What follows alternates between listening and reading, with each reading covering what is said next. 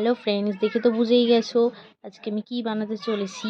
তো chilli potato বানানোর জন্য প্রথমে পটেটোটাকে এইভাবে লম্বা করে কেটে নিতে হবে। তার মধ্যে কর্নফ্লাওয়ার দিতে হবে।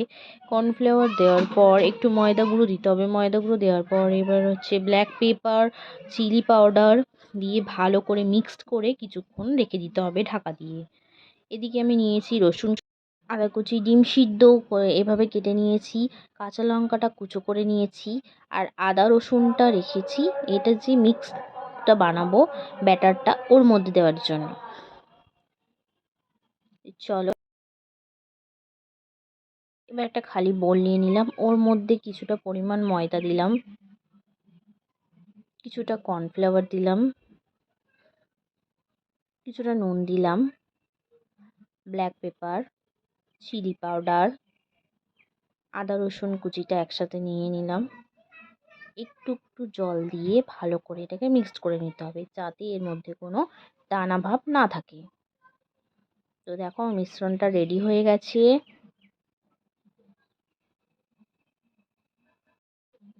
এবার ডিম সেদ্ধটাকে নিয়ে প্রথমে ময়দার মধ্যে এক কোট করে নেব। করে নেওয়ার পর এটাকে ব্যাটারের মধ্যে চুবিয়ে চামচ দিয়ে ওপর থেকে নিয়ে তুলে নেব।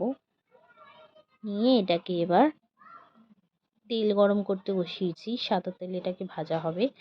দিয়ে দিলাম একে একে এভাবে সব দিয়ে দেব। দিয়ে দেওয়ার পর এপিঠ ওপিঠ দুভাজ লাল লাল করে ভেজে নিতে হবে।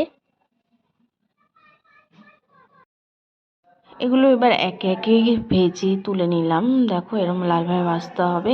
তারপর কড়াই বসিয়ে পটেটোটা মিক্সড করা ছিল সেটাকে তেলে ভেজে নিলাম। তারপরে কড়ার মধ্যে রসুন কুচি, আদা কুচি দিয়ে একটু নেড়ে নেবো। এবার গ্রেভিটা তৈরি করছি। এবার আগে থেকে কেটে রাখা লঙ্কা কুচি, পেঁয়াজ, ক্যাপসিকাম সব দিয়ে একটুখানি নেড়ে এমনভাবে নাড়বো যাতে বেশিক্ষণ না নাড়া হয়, তো এটা বেশি নরম না হয়ে যায়। এবার গোলমরিচের গুঁড়ো দিয়ে দিচ্ছি, স্বাদ মতো লঙ্কা গুঁড়ো ও জল। কিছুক্ষণ ভাজার পর তারপরে কর্নফ্লাওয়ারের মেশানো জলটা দিয়ে দিলাম।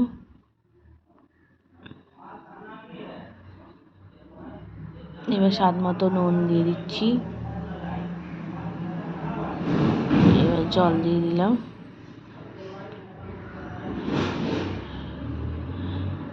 জল দিয়ে এবার 3 রকম sauce, soya sauce, chilli sauce, tomato sauce আছে ওটাও দিয়ে দিলাম।